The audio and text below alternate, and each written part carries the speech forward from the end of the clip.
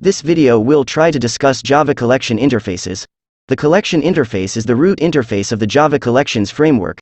There is no direct implementation of this interface. However, it is implemented through its subinterfaces like set, list and queue. Set, list and queue are our main topic for today. I will try to explain the procedure and the information that you need to know.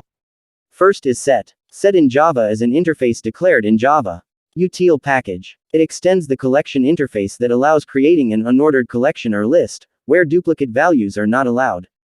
As the name implies, a set in Java is used to create a mathematical set, so if you want a unique list, then set is just for you. First import the package as import Java util set. Then specify the generic or the data type you will use.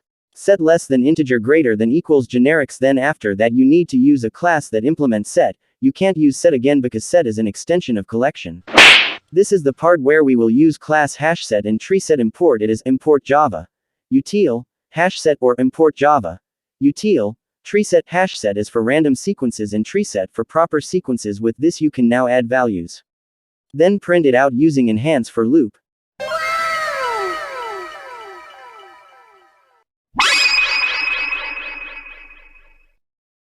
Hello guys, let's do collection list next. The list interface in Java provides a way to store the ordered collection.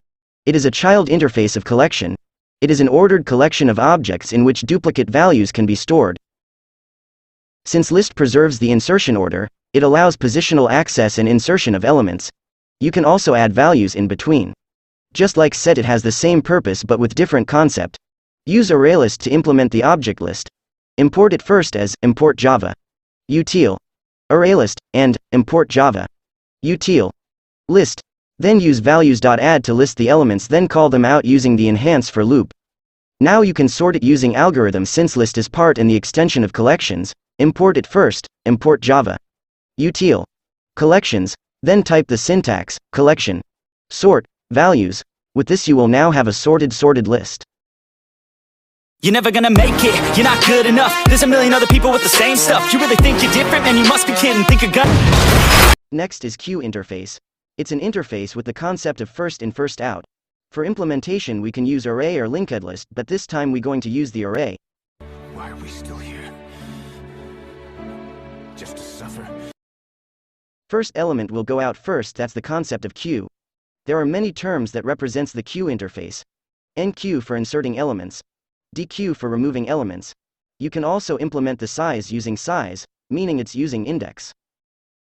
In order to measure up the elements and insert it in the array, the queue will count itself except from the front. It will use rear ++ for adding the elements, and for deletion you need to write front ++. For dequeue you're removing the front and the front will replace the rear. It's cool, right? Here are syntax example for enqueue.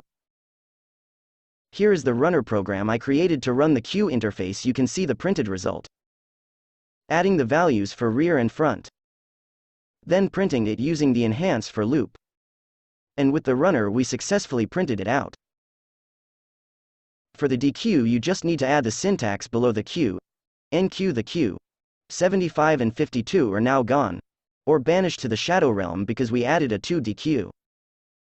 But if you decided to input more elements while disregarding the limitation, you will get the famous error. In order to not repeat and get the error, we must increase the value of rear and front by %5 because %5 equals 0 to expand it. Now you can avoid the famous exception error. I don't really get it, but that's it. Just kidding. Well, it's really because of the circular array. Let's continue. The last part is to return it back to normal or as empty or as full. Now why we need to see if it's empty or full? Well, unlike the other interfaces, queue has a line or limitation. We need to fix the value of the interface to be usable. We can reduce but never add more than the required index value. First is write this method syntax below the for loops. Public int get size. Then try to create a boolean that will show us if it's true or false, if it's empty or full. Write the method syntax. Public boolean is empty, and public boolean is full. Inside the method write return get size equals 0 for empty and equals 5 for full. To make it usable and to make it easier to distinguish if we need to add more if it's empty or we don't need to add any elements or decrease the elements. You need to add if conditions to check if it's full or empty before adding or decreasing. Here are the syntax.